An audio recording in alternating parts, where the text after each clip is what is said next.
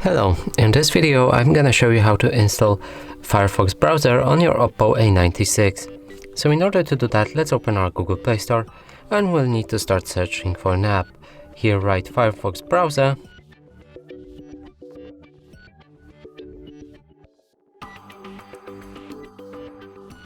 and hit the search button. Now select this app and press install.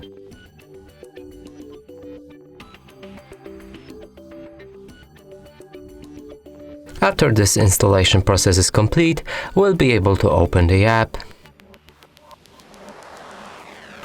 From here, start customizing the browser for yourself. So the first thing is to choose the theme, and you can set it to light or dark or pick automatic. The next is pick your toolbar placement from bottom or top. Change always on privacy settings from standard to strict. Sync Firefox between the multiple devices by signing up to the account. You should also read this privacy policy, and after doing all this, start browsing and the browser is ready. You can open any website and it should load without any problem. And that's it for this video. Hope you like it. Please consider subscribing to our channel, leave a like and a comment below.